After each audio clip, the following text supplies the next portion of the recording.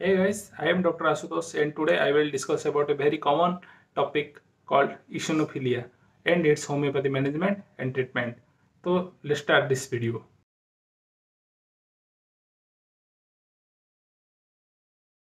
तो बेसिकली दोस्तों, इओसिनोफिलिया जानने से पहले हमको ये जानना चाहिए कि इओसिनोफिल क्या है। तो इओसिनोफिल हमारा वाइट ब्लड सेल का एक सेल है जो कि हमारा ब्लड में पाया जाता है और उसका मैकेनिज्म है हमारा बॉडी को इम्यूनिटी प्रोवाइड करना। तो जब हमारा बॉडी में कोई भी इन्फेक्शन होता है तो ये इओसिनोफिल काउंट बढ़ जाता है। तो बेसिकली हमारा ब्लड में जब 500 सेल पर माइक्रोलीटर ऑफ ब्लड में पाया जाता है इओसिनोफिल, तो ये होता है इओसिनोफिलिया। ठीक है, तो जब ये बढ़कर 1500 सेल पर माइक्रोलीटर ब्लड हो जाता है तो इसको बोलते हैं हम हाइपर इओसिनोफिलिया। तो बेसिकली हमारा ब्लड में अगर इओसिनोफिल नॉर्मल है तो वो 500 सेल पर माइक्रोलीटर रहना चाहिए। ठीक है, अगर उससे ज़्यादा हो गया तो उस कंडीशन में हम इओसिनोफिलिया हुआ है, वो जो कि ब्लड टेस्ट करने के बाद हमको पता चलता है। ठीक है, तो दोस्तों बेसिकली इओसिनोफिलिया एक डिजीज नहीं है। ये डिजीज जब स्टार्ट होता है, डिजीज का एक सिम्टम है। तो बेसिकली जब डिजीज एक होता है तो उसमें अगर इन्फेक्शन है उस डिजीज में तो इओसिनोफिल काउंट बेसिकली हमारा बढ़ जाता है। ठीक है, तो ये इओसिनोफिल जो है बेसिकली हमारा पैरासाइटिक इन्फेक्शन और रूमेटॉइड आर्थराइटिस और जैसा कुछ इन्फेक्शन हमारा जो एलर्जिक इन्फेक्शन जो है वहाँ बढ़ जाता है, उस सब कंडीशन में इओसिनोफिल काउंट बढ़ जाता है। ठीक है, तो और एक मेजर डिजीज है जो कैंसर है, उसमें भी हमारा इओसिनोफिल काउंट बढ़ जाता है, क्योंकि कैंसर में हमारा इम्यूनिटी बहुत तेजी से काम करना चाहता है कैंसर सेल के अगेंस्ट।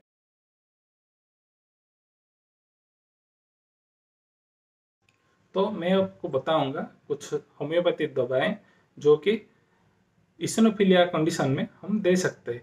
इओसिनोफिलिया पर्टिकुलर बेसिकली तो इओसिनोफिलिया नहीं कह सकते हम उस डिजीज कंडीशन में दे सकते हैं जहाँ जिस कंडीशन के वजह से हमारा इओसिनोफिल काउंट बढ़ गया है। ठीक है, तो बेसिकली पहला जो है एलर्जिक राइनाइटिस एक डिजीज है जिसमें हमारा इओसिनोफिल काउंट बढ़ जाता है। ठीक है, तो जब ये अगस्त महीने में होता है तो अगस्त महीने में एलर्जिक राइनाइटिस अगर होता है, जैसे कि आपके नाक से अगर वो गिर रहा है, तो हम उस केस में अलियम सेपा नाम का दवा दे सकते हैं। ठीक है, अगर दिसंबर महीने में ये होता है तो हम डल्का मरा दे सकते हैं। जैसे कि एलर्जिक राइनाइटिस में और एक दवा है हमारा ड्रोसेरा। अगर ड्रोसेरा को भी 30 पोटेंसी में लेके हम सेवन करेंगे तो इओसिनोफिल काउंट 15 या 20 दिन के अंदर ठीक हो जाएगा। ठीक है, तो दूसरा कंडीशन है स्किन इरोप्शन और स्किन एलर्जिक कंडीशन।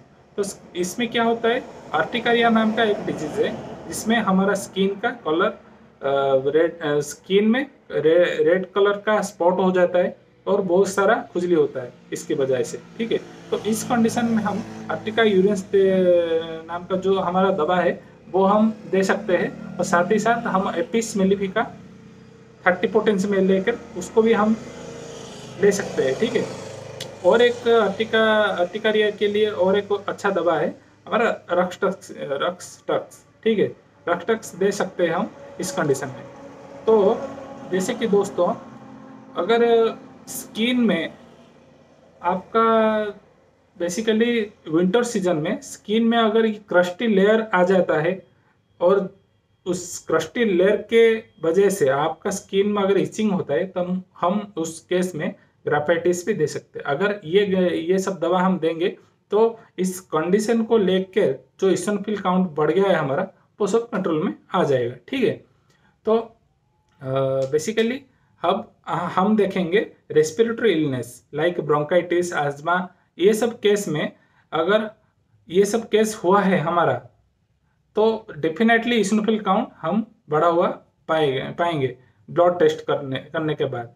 तो इस केस में हम क्या देंगे, नाट्रम आर्स नाम का एक दवा है हमारा, उसको हम सजेस्ट कर सकते हैं और दे सकते हैं। ठीक है, नाट्रम सल्फ नाम का और एक दवा है, वो भी हम इस केस में दे सकते हैं। ठीक है, तो बेसिकली दोस्तों, अगर कोई इंजुरी हो गया है बॉडी में, अगर इंजुरी हो गया है तो वो इंजुरी होने के बाद अगर वहाँ पस फॉर्मेशन होता है, बेसिकली पस फॉर्मेशन होने जहाँ पर होता है वो पस जो है वो मरा हुआ WBC है, तो वहाँ क्या करता है हमारा इम्यूनिटी सिस्टम अटैक करता है।